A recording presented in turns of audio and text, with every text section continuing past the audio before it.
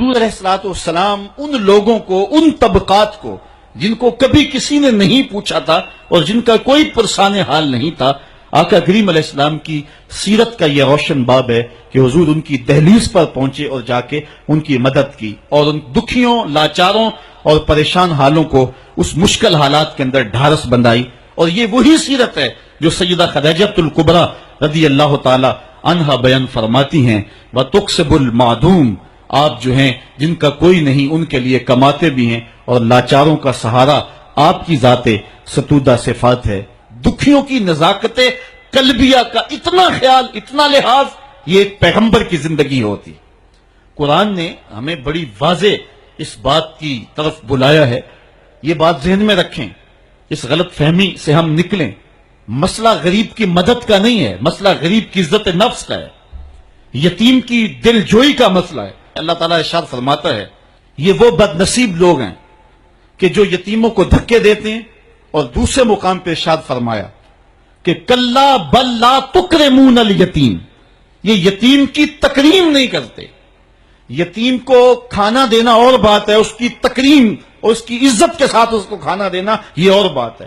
یار بچا ہوا کھانا تو کتے کو بھی ڈالا جا سکتا ہے، بچی ہوئی دیکھ بار پھینکنے کی بجائے کسی کے منہ میں پڑ جائے یہ بات نہیں ہے، بات یہ ہے کہ اس کو تکریم دیتے ہیں یا نہیں دیتے ہیں۔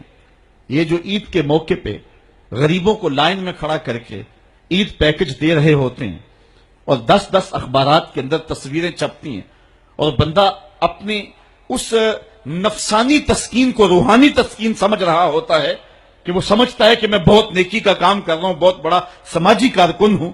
ذرا غور کرے کہ اس نے غریبوں کی غربت کا مذاق تو نہیں اڑایا۔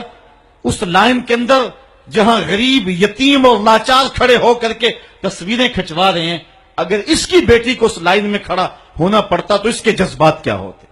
اس کی بیوہ بیوی ہو جائے اور اس کو اس لائن میں کھڑا ہونا پڑے تو اس کے جذبات کا عالم کیا ہے؟ تو غریب کی مدد کا مسئلہ نہیں، اس کی تعظیم کا مسئلہ ہے۔ اور حضور کا ایک فرمان سنیے، فرمایا اس دھرتی پہ بہترین گھر وہ ہے جس میں یتیم کی عزت کی جاتی ہو، یتیم کی صرف کفالت نہیں بلکہ اس کی تکریم۔ تو یہ وہ اسلام کا مزاج ہے جس روشن مزاج نے جو ہے وہ حضور علیہ الصلوۃ والسلام کی نزاکت قلبیہ کو ہمارے سامنے رکھا، اور یتیم کے لیے یہ احساسات ایک پیغمبر کی زندگی کا ہی حصہ ہو سکتے ہیں۔ تو آقا کریم علیہ الصلوۃ والسلام ان دکھیوں اور لاچاروں کے ساتھ اس انداز کے ساتھ حسن سلوک کا انداز اختیار کیا کرتے ہیں۔ بہت سارے ایسے لوگ ہیں جو لوگوں کے ساتھ حسن سلوک کی انوکھی داستانیں رقم کرتے ہیں، لیکن گھر والوں کے ساتھ ان کا رویہ کوئی اچھا نہیں ہوتا ہے، گھر آ کر فرعون بن جاتے ہیں۔ کسی شخص کی سیرت اور اس کے کردار کی اصل جھلک دیکھنی ہو تو یہ دیکھیں کہ اس کا اپنے اہل خانہ کے ساتھ رویہ کیا ہے۔ خود حضور علیہ السلام نے ارشاد فرمایا خیرکم خیرکم لأہلہ وانا خیرکم لأہلی، تم میں سے بہتر وہ ہے جو اپنے اہل خانہ کے ساتھ بہتر ہے، اور میں تم میں سب سے زیادہ اپنے اہل خانہ کے ساتھ بہتر ہوں۔ یہ حضور علیہ السلام کے رویوں کی داستان ہے۔ ام المومنین سیدہ عائشہ رضی اللہ تعالی عنہا سے پوچھئے، فرماتی ہیں ایک دن میں پانی پی رہی تھی کہ حضور گھر میں تشریف لے آئے، مجھے دور سے دیکھ کر کے کہا عائشہ ذرا تھوڑا سا پانی میرے لیے بھی چھوڑنا، تو کہتی ہیں میں نے پانی چھوڑ دیا، حضور قریب آئے، میرے ہاتھ سے اب خورا لیا، پانی پینے لگے تو پھر رک گئے، اور پھر میری جانب دیکھ کے مسکرائے اور فرمایا عائشہ ذرا بتانا تم نے ہونٹ کہاں رکھ کے پانی پیا تھا؟ مجھے بتائیں اگر شوہر کا رویہ بیوی کے ساتھ یہ ہو تو پھر گھر جنت بنے گا یا کہ نہیں بنے گا؟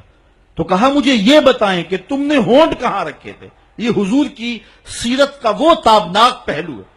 آج جس دور سے ہم گزر رہے ہیں، ایک دوسرے کے جوتے کو ہم اپنے لیے جو ہے وہ باعث آر سمجھنے لگے ہیں، بالخصوص مرد تو عورت کا جوتا اپنی مردانگی کے خلاف سمجھتا ہے۔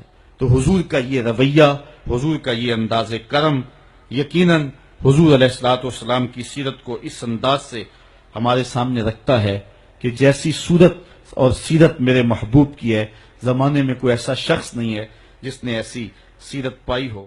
دے رہے ہوتے ہیں اور 10 اخبارات کے اندر تصویریں چھپتی ہیں، اور بندہ اپنی اس نفسانی تسکین کو روحانی تسکین سمجھ رہا ہوتا ہے کہ وہ سمجھتا ہے کہ میں بہت نیکی کا کام کر رہا ہوں، بہت بڑا سماجی کارکن ہوں، ذرا غور کرے کہ اس نے غریبوں کی غربت کا مذاق تو نہیں اڑایا؟ اس لائن کے اندر جہاں غریب، یتیم اور لاچار کھڑے ہو کر کے تصویریں کھنچوا رہے ہیں، اگر اس کی بیٹی کو اس لائن میں کھڑا ہونا پڑتا تو اس کے جذبات کیا ہوتے؟ اس کی بیوہ بیوی ہو جائے اور اس کو اس لائن میں کھڑا ہونا پڑے تو اس کے جذبات کا عالم کیا ہے؟ تو غریب کی مدد کا مسئلہ نہیں، اس کی تعظیم کا مسئلہ ہے۔ اور حضور کا ایک فرمان سنیے، فرمایا اس دھرتی پہ بہترین گھر وہ ہے جس میں یتیم کی عزت کی جاتی ہو۔ یہ بات ذہن میں رکھیں، اس غلط فہمی سے ہم نکلیں۔ مسئلہ غریب کی مدد کا نہیں ہے، مسئلہ غریب کی عزت نفس کا ہے، یتیم کی دل جوئی کا مسئلہ ہے۔ اللہ تعالیٰ ارشاد فرماتا ہے یہ وہ بد نصیب لوگ ہیں کہ جو یتیموں کو دھکے دیتے ہیں، اور دوسرے مقام پہ ارشاد فرمایا کہ کلا بل لا تکرمون الیتیم، یہ یتیم کی تکریم نہیں کرتے۔ یتیم کو کھانا دینا اور بات ہے، اس کی تکریم اور اس کی عزت کے ساتھ اس کو کھانا دینا یہ اور بات ہے۔ یار بچا ہوا کھانا تو کتے کو بھی ڈالا جا سکتا ہے، بچی ہوئی دیکھ بار پھینکنے کی بجائے کسی کے منہ میں پڑ جائے یہ بات نہیں ہے۔ بات یہ ہے کہ اس کو تکریم دیتے ہیں یا نہیں دیتے ہیں۔ یہ جو عید کے موقع پہ غریبوں کو لائن میں کھڑا کر کے عید پیکج، حضور علیہ الصلوۃ والسلام ان لوگوں کو، ان طبقات کو جن کو کبھی کسی نے نہیں پوچھا تھا اور جن کا کوئی پرسان حال نہیں تھا، آقا کریم علیہ السلام کی سیرت کا یہ روشن باب ہے کہ حضور ان کی دہلیز پر پہنچے اور جا کے ان کی مدد کی اور ان دکھیوں، لاچاروں اور پریشان حالوں کو اس مشکل حالات کے اندر ڈھارس بندائی۔ اور یہ وہی سیرت ہے جو سیدہ خدیجہ الکبریٰ رضی اللہ تعالی عنہا بیان فرماتی ہیں، وَتُقْسِبُ الْمَعْدُومِ، آپ جو ہیں جن کا کوئی نہیں ان کے لیے کماتے بھی ہیں، اور لاچاروں کا سہارا آپ کی ذات ستودہ صفات ہے۔ دکھیوں کی نزاکت قلبیہ کا اتنا خیال، اتنا لحاظ، یہ ایک پیغمبر کی زندگی ہوتی۔ قرآن نے ہمیں بڑی واضح اس بات کی طرف بلایا ہے، یتیم کی صرف کفالت نہیں بلکہ اس کی تکریم۔ تو یہ وہ اسلام کا مزاج ہے جس روشن مزاج نے جو ہے وہ حضور علیہ الصلوۃ والسلام کی نزاکت قلبیہ کو ہمارے سامنے رکھا، اور یتیم کے لیے یہ احساسات ایک پیغمبر کی زندگی کا ہی حصہ ہو سکتے ہیں۔ تو آقا کریم علیہ الصلوۃ والسلام ان دکھیوں اور لاچاروں کے ساتھ اس انداز کے ساتھ حسن سلوک کا انداز اختیار کیا کرتے ہیں۔ بہت سارے ایسے لوگ ہیں جو لوگوں کے ساتھ حسن سلوک کی انوکھی داستانیں رقم کرتے ہیں، لیکن گھر والوں کے ساتھ ان کا رویہ کوئی اچھا نہیں ہوتا ہے، گھر آ کر فرعون بن جاتے ہیں۔ کسی شخص کی سیرت اور اس کے کردار کی اصل جھلک دیکھنی ہو تو یہ دیکھیں کہ اس کا اپنے اہل خانہ کے ساتھ رویہ کیا ہے۔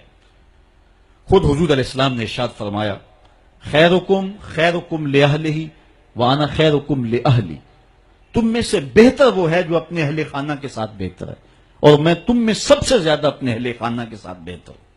یہ حضور علیہ الصلوۃ والسلام کے رویوں کی داستان ہے۔ ام المومنین سیدہ عائشہ رضی اللہ تعالی عنہا سے پوچھیے، فرماتی ہیں ایک دن میں پانی پی رہی تھی کہ حضور گھر میں تشریف لے آئے، مجھے دور سے دیکھ کر کے کہا عائشہ ذرا تھوڑا سا پانی میرے لیے بھی چھوڑنا۔ تو کہتی ہیں میں نے پانی چھوڑ دیا، حضور قریب آئے، میرے ہاتھ سے اب خورا لیا، پانی پینے لگے تو پھر رک گئے، اور پھر میری جانب دیکھ کے مسکرائے اور فرمایا عائشہ ذرا بتانا تم نے ہونٹ کہاں رکھ کے پانی پیا تھا؟ مجھے بتائیں اگر شوہر